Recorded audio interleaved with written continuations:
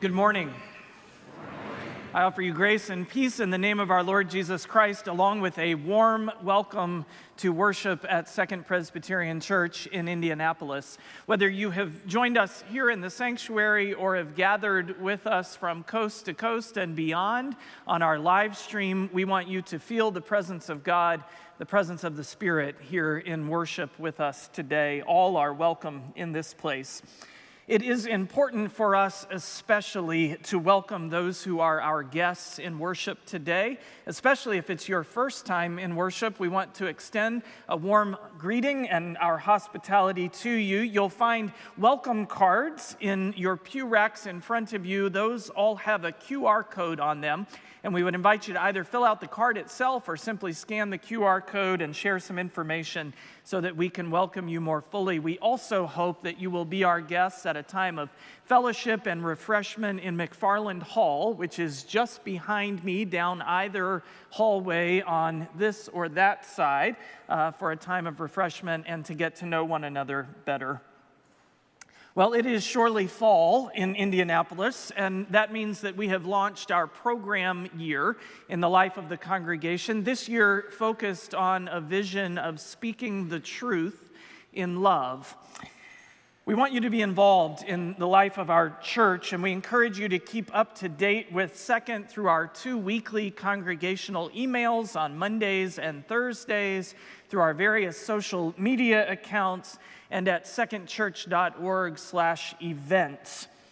I would especially highlight next Sunday, which will be a busy day in the life of the church, following the 10 o'clock worship service. If you are interested in learning more about the life of Second and perhaps joining us as a member, there will be a new member class in room 356. At that same time, after worship next Sunday, down in the common room on the second floor, we'll have a time of discussion and dialogue about the sermon. I hope that's not a mistake on my part, but we invite you to come and share feedback in the common room following worship next week.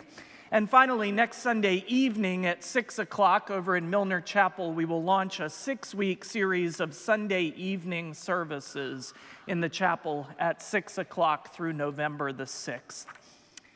Finally, this morning, I would like to invite Reverend David Berry to join me here on the chancel. As many of you read in yesterday's email, David has served this congregation faithfully for 21 years. And as an ordained Presbyterian minister for 4 decades.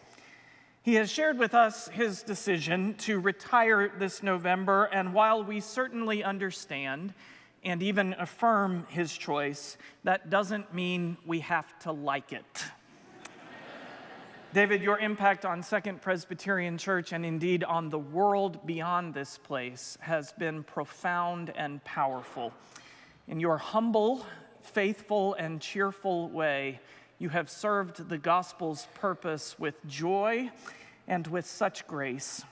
We are grateful for your ministry, but more than that, we are grateful for who you are as a beloved child of God and a servant of Jesus Christ. You serve Christ by serving every single person that God places in your path, embodying the words of Jesus. Whatever you did for the least of these who are members of my family, you have done for me. We thank you for your ministry here. Thank you. Thank you. Thank you. Thank you. Thank you. Thank you. Thank you. Don't go yet. Don't go yet. Oh. Over the next 7 weeks, we will have a chance to celebrate and thank David, but I particularly want to be sure you've marked November the 13th, a Sunday afternoon at 3 o'clock, when we will have a time of celebration. And if you know David at all, you can count on 3 things. There will be laughter, there will be tears, and there will be beautiful words shared on Sunday, November 13th at 3 o'clock. So join us as we celebrate him that day. Thank you. Thank you. And now let us turn our hearts and minds to the worship of God.